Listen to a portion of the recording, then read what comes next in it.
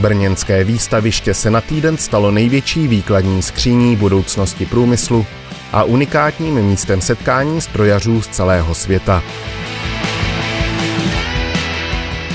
Tradiční slovenský národní den na MSV v Brně zdůraznil nezastupitelný význam brněnského veletrhu pro prezentaci slovenských průmyslových firem zahraničním partnerům.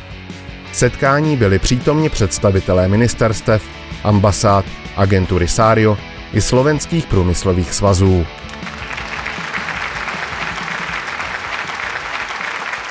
Vážené dámy, vážení páni, ctení hostia.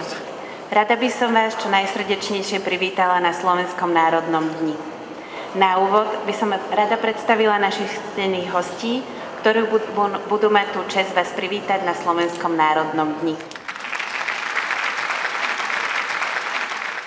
Dovolte mi, aby som vás pri príležitosti otvorenia dnešného Slovenského národného dňa v mene Ministerstva hospodárstva Slovenskej republiky čo najsrdečnejšie pozdravil.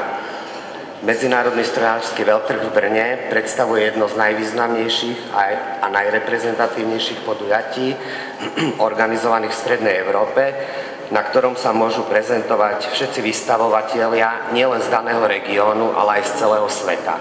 Slovenská republika je toho roku tretí najpočetnejší vystavovateľ, ktorú reprezentuje až 85 slovenských podnikateľských subjektov. Slovenská ekonomika je pomerne malá, otvorená a proexportne orientovaná. V tomto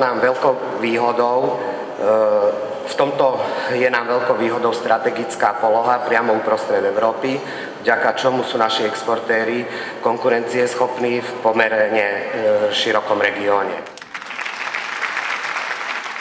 Pro náš rezort je brněnský veletrh něco jako Karlovy Vary pro filmový průmysl.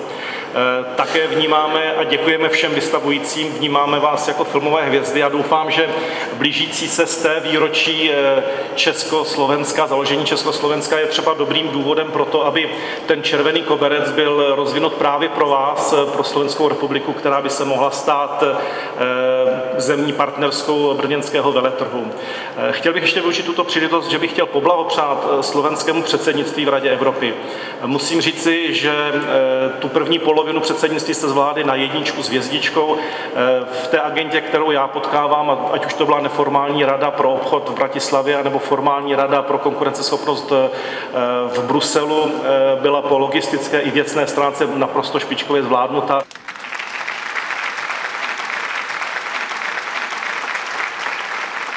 Stručne povedané, tradičné podujatie na tradičnom veľtrhu.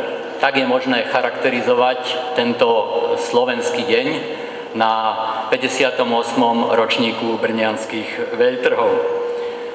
Je pre mňa cťou byť pri otvorení tohoto podujatia a privítať na tomto slovenskom dni tých najdôležitejších vás, ktorých firmy tu vystavujú, pretože reprezentujete to najlepšie, čo v oblasti strojárstva môže Slovenská republika ponúknuť, čo môže ponúknuť zahraničným odberateľom. Pre nás Slovensko je celkom samozrejme, že budeme vždy rátať s účasťou na tomto veľtrhu. Už sa spomínalo, koľko je tu slovenských firiem a ja by som v tomto kontexte chcel povedať, že plánujeme v roku 2018, aby práve Slovenská republika bola hlavným partnerom na tomto veľtrhu. Nielen preto, že máme čo ponúknuť, ale aj preto, že si budeme pripomínať z té výročie vzniku Československej republiky, spoločného štátu Čechov a Slovákov. A tak, ako sa o tom hovorilo na už spomínanom spoločnom zasadnutí vlád Slovenskej republiky a Českej republiky v Bratislave, bude to unikátna príležitosť pripomenúť si, čo Československá republika znamenala pre Čechov a Slovákov, pre náš rozvoj, pre naše vzťahy, ale čo znamenalo pre nás aj tých 25 rokov, čo spolupracujeme a fungujeme spolu ako samostatné republiky.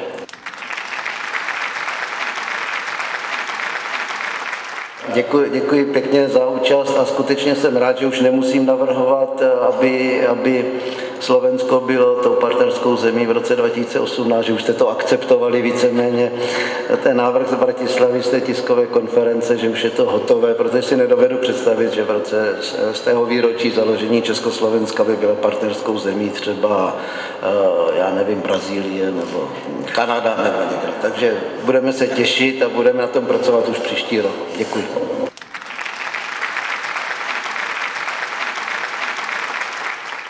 Slovenská republika tu má 85 firiem, čím sa umiestnila na 3. mieste. Predbehli nás okrem tradičných Nemcov tentokrát aj Číňania, pretože dneska, respektíve na tomto 58. ročníku brňanských veľtrhov hlavným partnerom je Čínska ľudová republika, ktorá sem priniesla veľmi veľa firiem a predsa len 5 miliónové Slovensko nemôže s Čínou súťažiť. Ale verím, že pri tom 60. výročí brňanských veľtrhov už budeme zase tou druhou krajinou. V niektorých regiónoch ešte stále rezonuje spomienka na značku Made in Czechoslovakia ako na značku kvality, spoľahlivej spolupráce a možno sa nám podarí spoločne vygenerovať krajiny, kde by sme mohli napríklad spoločne české a slovenské firmy realizovať veľké investičné celky aj s využitím tej nostalgie po dobrej značke.